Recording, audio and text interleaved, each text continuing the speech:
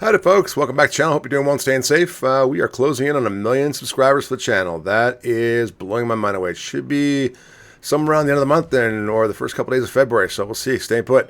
Hey, we're starting to do the review of the new Dutch line of cruisers. This is the Tier 8 Jaarsveld. I'm not Dutch and I don't pronounce Dutch, but she's originally an offshoot, I believe, of the German M-Class light cruiser and whatnot with dual-purpose 128mm guns. The guns are like an Atlanta for you guys who are my channel Americans and whatnot. It's like that. It's like a daka. They're not bad. The guns are pretty good. AP and HE are both, in my opinion, pretty good. I do like the line so far. I have one problem. It's not the ship. It's me. I brawl. So you shouldn't be doing that. And I'm getting used to the airdrops. I don't really have too many of the Dutch lines, so to speak, in my life. So I don't have the Eendracht and whatnot. But I just try. But overall, I do like them so far. And they're pretty good. And they're pretty good in every game mode. But let's get into the design of it, what she looks like. All right, so bow, 1650 on the side. Like, there's no armor. I mean, it's paper mache. I think submarines have thicker armor. And yeah, you've got nothing to protect yourself from being citadeled. It's easy for you to get one shot in this boat. 32.5 for survivability. It's okay. Okay, so she's got 5x2 10-barrel 128mm guns. They have a 5.7-second reload, a 12-second turning diameter, and is it 16.9, I believe, or 15.9? My glasses need to be clean. Yeah, my bad. Anyway, it doesn't do much damage. Only 1,045, and yeah, she penetrates 32 mil. So you're going to struggle against higher tier battleships. You're just going to shatter. All right, airstrikes. So we've got 2 attacks. They're 44-second reload. That is batshit crazy. I've got mine spec'd out for a 35% fire chance, and she penetrates 34 mil. Every 44 seconds you get an airdrop. It is an 11-kilometer range, which is disgusting. I mean, yeah, I'll get to a bit later why, but it's fantastic. Depth charges, 40 seconds. I hate this. It should be 30 or 25 seconds.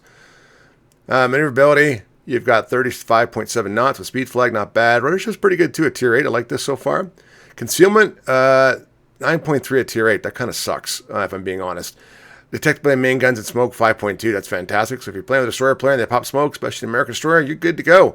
Detectability by the air is, I think it's 5.8. Yeah, it's 5.8. But concealment's not that good in my opinion. Now, this one I'm taking for equipment. I take main armor. You guys want to take that one. I take the speed boost. I wanted that to last long. You could take engine protection, but I want the speed boost. I take aiming for this as well because I want aiming modification. I take the airstrike modification. You could take steering or propeller, but I take the airstrike because it's an airstrike. That's what your shtick is, in my opinion. So far in my testing, I find that to be the best because I'll get to the reason why when we get to the actual part of this equipment ratio going through it. But it's quite actually excellent. It does boost the fighters. I do take concealment or dive bombers. My flags, it's good repair. It's back in under 60 seconds, which is great. You've got the booster, which for me lasts 171 seconds, which is fantastic. I like that. I got number 4 of them. And I got 4 heals, and the heal's decent at Tier 8. I do like it so far. And again, I'm very happy with the bombs. 44 seconds, 11-kilometer range. They do good damage, and they got a 35% fire chance. This bombing is a fire starter. I take the standard camo. Did I buy one? No, I did buy one at the very bottom there. It's what I wanted for the camo. I'm not going to put on anything kind of frosty stuff like the old World War II kind of camo painting. So that's me. Captain, let's go see Michael. So I've got the consumable specialist. I want to get my speed boost up as quick as humanly possible because it does help for juking and jiving. I do take last stand because you're going to get hit. It sucks, but you're going to get hit. I do take consumable enhancement. This makes my consumables, including the case, the speed boost, last a bit longer. You might want to take the fire starter one, but I'm not so sure so far. Or party target, I'm not so sure. Superintendent, I get more charge of everything. I think that's very important for these boats. You guys know I take adrenaline rush. And this is the other thing I take too. I get extra 10% on my HE for damage because I take this and I'm under 149 millimeters. So I do take it. It's not bad. It does help out in my opinion. Concealment expert, and of course I take relocated because of boats and destroyers. Destroyers are your worst enemy. Not so much subs maybe, but just destroyers, I would say.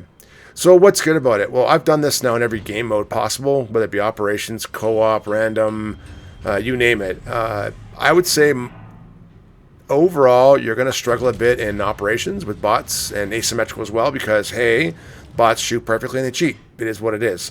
Randoms, they're really good, but if I was playing randoms with this thing, I would, first half of the game, hide behind an island and use my airstrikes. Be very careful because you can almost be citadeled by a destroyer at Tier 10. I'm just putting that out there, okay? So, especially things like an Elbing or things of that nature. So be very careful. You can lose your health pretty quickly and be dead. Battleships, some of them can probably one-shot you in the bow without even thinking about it from full health. So again, be very careful. But she's a fun boat so far to play in.